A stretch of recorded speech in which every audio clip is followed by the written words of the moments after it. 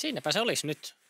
Arctic Catalyst 600 Alfa-mallin 2024 vuosimalli. Ja on hyvin pienet testiajat otettu nyt. Eilen sillä käytiin tuossa ajamassa. Se tuntuu silleen, nyt on vähän hankala sanoa, kun tuossa on kova kuori päällä, niin se kelekka menee siinä pinnalla. Ei ole päässyt vielä niitä syvän lumen ominaisuuksia niin testaamaan, mutta me voitaisiin sitä katsoa tuosta vähän lähemmin. Niin otetaan se tuosta ulos ja sitten katsotaan vähän läpi, mitä sitten löytyy, mitä siinä on muutoksia, mitä tuossa rungossa on uutta ja siihen malliin. Niin aletaanpa touhua.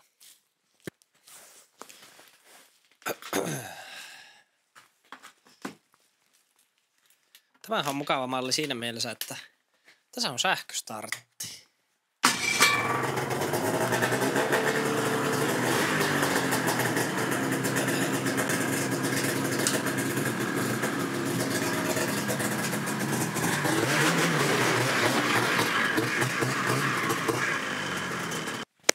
Siinähän meillä nyt se on tässä ulkona ja saatiin se tähän päivänvaloon, niin nähdään vähän paremmin sitä. Ja aina tykännyt kyllä tästä värityksestä, voisi ihan ensin siitä aloittaa. Tai aina, tämähän on uusi väritys tälle vuodelle, mutta aina niin kuin Arctic Catin värityksistä tykännyt, että on semmoista siistiä ja puhasta ja sitten voi olla vähän semmoista räikeämpää, niin se on aina mukava, kun voi vaihella. Ja ensi vuoksihan tulee sitten uusia värejä ja sitten tulee uusia malleja. Sieltä tulee Snow Prota, Hardcorea ja sitten tulee se uusi 858 moottori, mikä varmasti on aika ärhäkkä tässä rungossa. Tämä on niin keviä tämä alusta tässä vehkeessä, että pistetään tähän pari klippiä eilisestä, kun kävin tuolla vähän testaamassa, niin on se kyllä ärhäkkä vehe. Jännä nähdä, miten se 858 sitten, että tämä 600 on jo niin hurja kampe.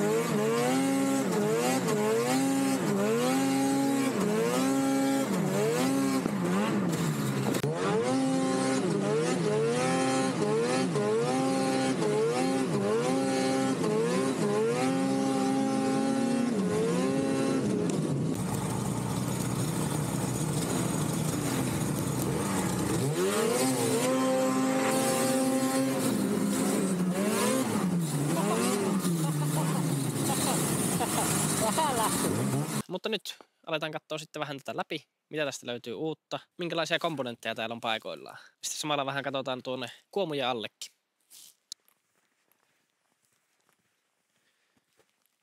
Sittenhän me voitaisiin aloittaa täältä etupäästä liikenteeseen, niin täällä on olkovarret. Mulla ei nyt oikeastaan ole tietoa tarkempaa, että viime vuoden malleista, että on niissä ollut samanlaiset.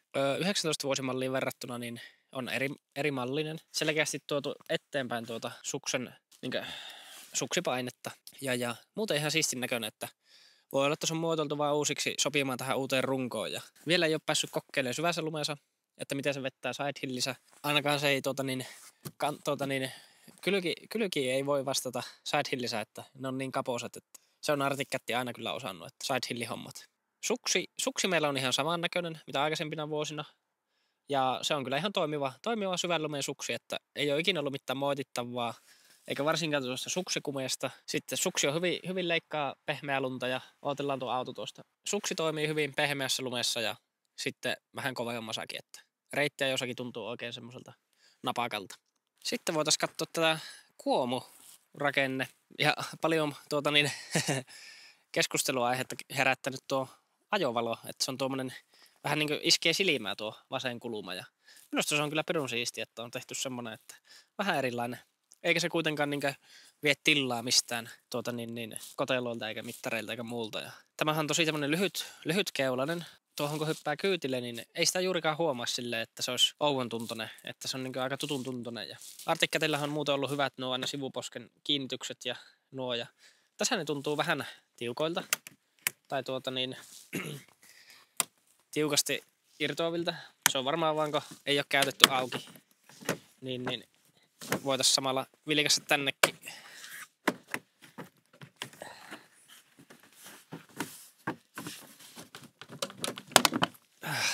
Sieltä. Se irtoaa aika näppärästi. Täällähän meillä on sitten jo tiimin voimansiirto. Tämähän on jo itse asiassa aika tutun näköinen paketti siinä mielessä, että tämä on ollut jo muutaman vuoden käytössä. 1 ja sitten tuo tiimin 2. Niin. Artikkatilla on se hyvä, että siellä on laakeri tuolla kytkimen tuolla rullan päällä, niin se aina on kireellä tuo hihina. Se tuon laakerin avulla, kun se lähdet kaasuttaa, niin se aina lähtee pehmeästi liikkeelle, niin mikä on varsinkin näissä syvän lumen vehkeissä niin erittäin hyvä ominaisuus. Artikkateissä aina ollut se ollut se lämmin kotelo aina siinä keskellä. Niin se on tässäkin mallissa, niin tässä on vaan nyt tämmönen vähän erimallinen, on oikein läppäkansi tuohon. Katsotaan sitä tuossa lisää ja katsotaan tässä samalla se kotelo, mikä on lämmin, niin siinä on näppärä kotelo, siellä on ihan reijät sitä varten, että tulee lämmintä ilmaa nousee ja on muuten oikeasti lämmin kotelo, että ihan kuumaksi menee, niin on hyvä, jos on jotakin evästä mukana semmoista, mikä pitää lämpimänä ja sulana ja varsinkin pakkaskeleillä, niin saa puhelinta sinne jonkun suojan kanssa, niin on hyvä. Sitten täällä on lisävarusteille saa pistokkeen, että nykyisin on paljon lämmitettäviä tuulilasia ja ynnä muita takkia ja mitä vaikka mitä ja siitä saa siihen virran ja tuossa sitten oli nappi tuommoinen, niin se on äänimerkille nykypäivisin semmoinen lakisääteinen asia, mikä pitää olla. Ja käynnistyslaite tuossa mukavasti keskellä. Hätäri siinä kanssa hyvällä paikkaa. Jarrut on samat mitä aikaisempina vuosina. Hyvin toimii ja on tehokas. Ja sitten löytyy mittariston napit, kahvanlämppärit ja peukulanlämppäriä pitkien katkaisin. Ja sitten tässä oli sähköstartti ja sitten samasta toimii myös pakki. Ja oikealla puolella on sitten tuo kaasukahva. Tästä me vähän edellisessä videossa jo kävinkin läpi.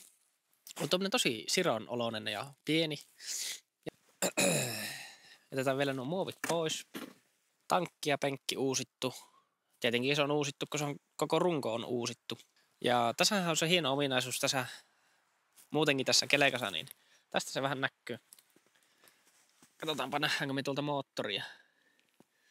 No vähän se näkyy. Niin se on niinku kallellaan. Tuolla olisi niinku tulupat tuolla päässä. Niin se on niinku kallellaan tähän suuntaan. Ja se on aivan viety tuonne kelekan pohjaan. Ja sen avulla on sitten saatu tuo kelekan tankki työnnettyä eteenpäin. Niin tankkihan tässä loppuu jo tänne. Kun normaalisti se loppuu muisen malleissa, niin tänne. Penkin taakse. Niin painopiste on saatu tuohon keskelle. Penkkihän on sitten, se on niinku tosi kapea tästä. Voisi kuvitella, että tuossa olisi niinku rossipyörän penkki tuohon asti. Sitten se vähän lävenee takaossa, että on mukava istua. Ja oli ihan jämäkkä penkki istuskella. Ja eikä tosiaankaan ole niinku jalkojen eessä tankki eikä penkki, kun tuossa seisoo päällä. Se sitten aika näppärästi sitten irtoaa taaksepäin. Ja sieltä löytyy sitten akku, jos on sähköstarttimalli. Jos ei ole sähköstarttia, niin siinä on sitten mukava semmoinen pikku säilytyskotelo.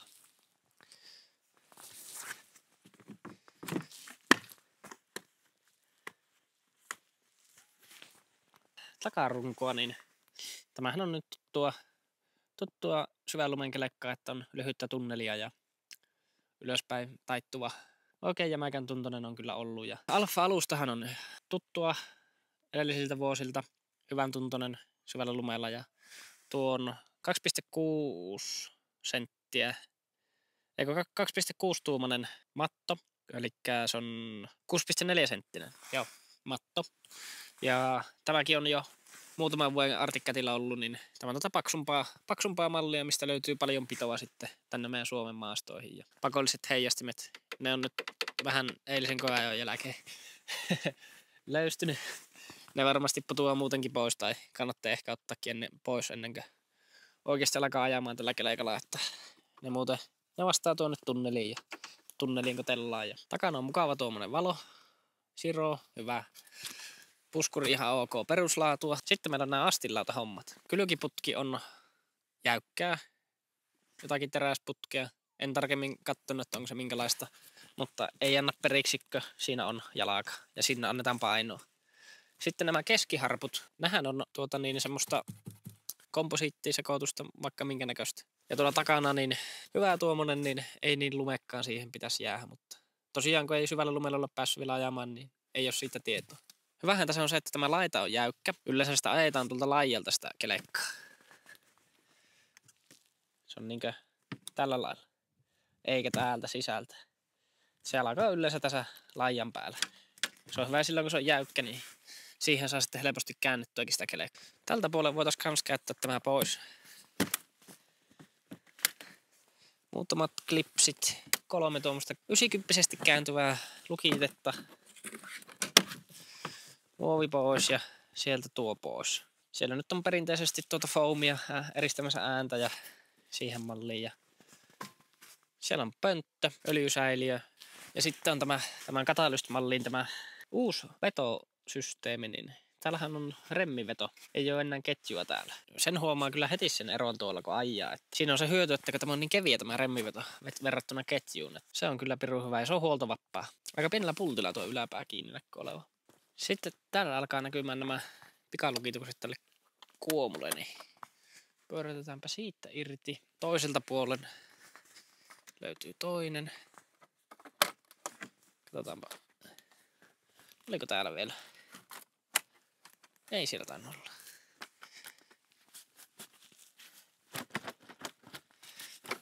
Nouseeko se? Ai se nousee ylöspäin.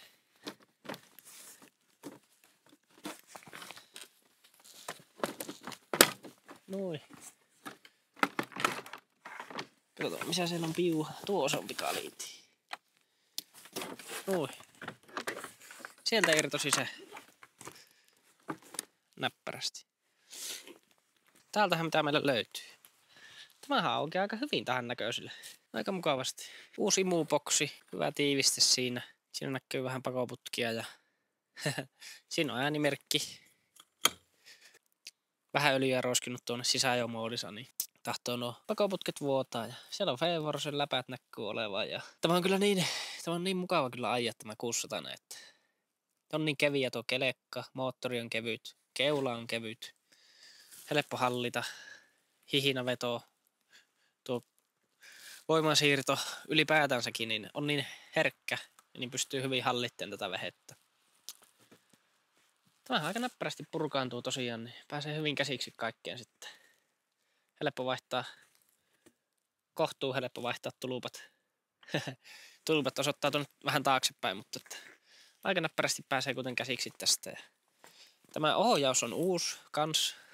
Siellä ei ole enää sitä, täällä ruukas olla täällä ylhäällä semmonen ylimääräinen nivellys, niin nyt se on yksi yhtenäinen tuo, niin se on vähän niinkö jäykempi, selkeästikin.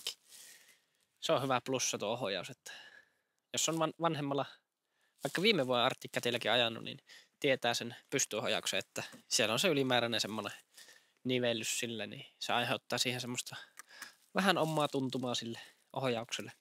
Se näkyy tuo pikakiinnitys, sitä vaan pyöräyttää, niin tuo jousi taittuu pois ja sitten ylöspäin. Niin näppärä lättää sitten takaisin, kun painaa vaan. Tämä paketti ja katsotaanpa kauan siinä mennään.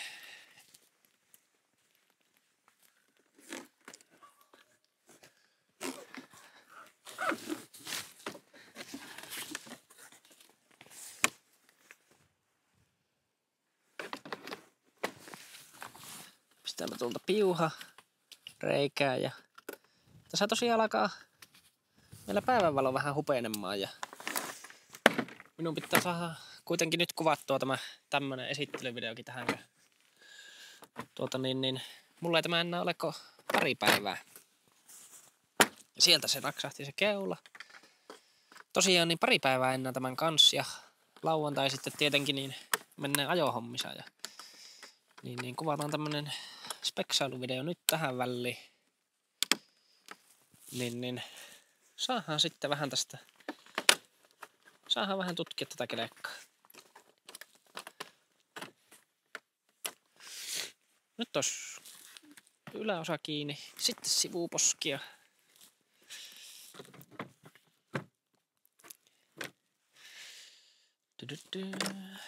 Katsotaanpa tuo alaosa pitää saada ensin.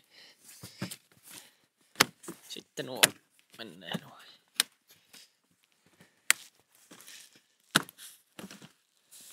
Tuo ei jotenkin. Aisan tuo sokka. Katsotaanpa. Sokka on hassusti tuossa. Pystyisikö tuo menemään sitten tuolla lailla? Ehkä.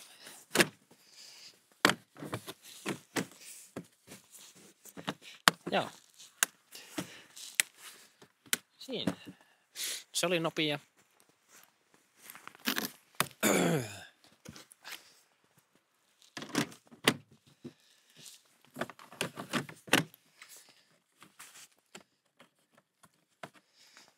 Valmiiksi tuo oikeinpäin tuo sokka, niin siinä se on. Ei mennyt kauan aikaa, niin paketti kasas. Nythän meillä alkaisi olleen tää justiin kasasa ja syttyi valokin mukavasti tuohon. Toivottavasti näkyy vielä videollakin jotakin muutakin kuin tuo valo. Ja tämmönen pikainen läpikäynti tästä kelekasta tai uudesta katalystin rungosta, alustasta. Mitä siitä löytyy, mitä siinä on muutoksia, mitä mieltä minä on siitä. Minä on kyllä positiivisin mielin tästä vehkeestä. Itsellekin voisi kyllä tämmöisen 600 laittaa. Ensi vuonna olisi varmaan käytettynä niin vähän halvempanakin vielä. Ja siinä onkin vielä sitten hyviä etuja siinä 600 ja 858 välillä, niin on se hinta, että 600 on aina vähän halvempi. Ja tämä on kyllä niin uskomaton laite, että mä tiedän, että porukka 600 aina vähän niin kuin välttelee tai että ei riitä tehot, mutta että niin kuin näkyy niistä eilisistä klipeistäkin, niin aika hyvin se kyllä vettää. Ja tuolla Kanadassa ne vettää yhtä lailla kuin turbokki, niin tietenkin ei ihan niin tehokasta, mutta tänne meidän Suomen oloihin, Ruottiin ynnä muuhun aivan riittävä tuo 600. Siinä tulee isona hyötynä tulee se keveys esille, että kuinka sitä on helppo hallita sitä kelekkaa. Se on niin kaikista isoin plussa, varsinkin tuonne syvän lumen hommiin. Niin se, että niin väsy paljon sitten, kun sä ajat. Ei ole iso moottori siellä painamassa ja vetämässä, että pehmeästi kulkee, pehmeästi lähtee liikkeelle ja halutessaan, niin tätä pystyy kehon painolla helposti hallitteen, nostaan keulaa pystyy ja kääntää helposti. Toivotaan lauantaille niin vähän, että pehmenisi tuo lumi. Tänään täällä on tullut tosiaan niin 10 senttiä vähän reilu uutta lunta. Sitten huomenna on perjantai, pitäisi tulla vähän vielä lisää. Jos se pehmenisi vähän sitten se pintakovuus, niin lauantaina päästäisiin vähän kokeilemaan sitä pehmeämmässä lumeensa, toivottavasti.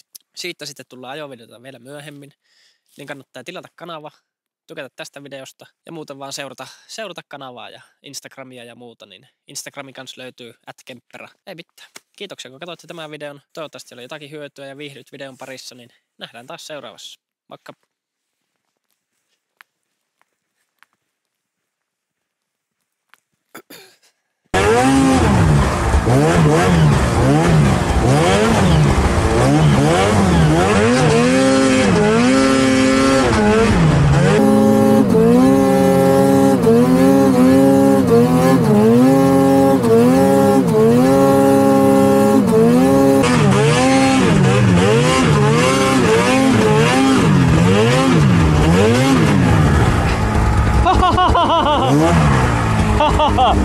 Tää menee tosi huonosti.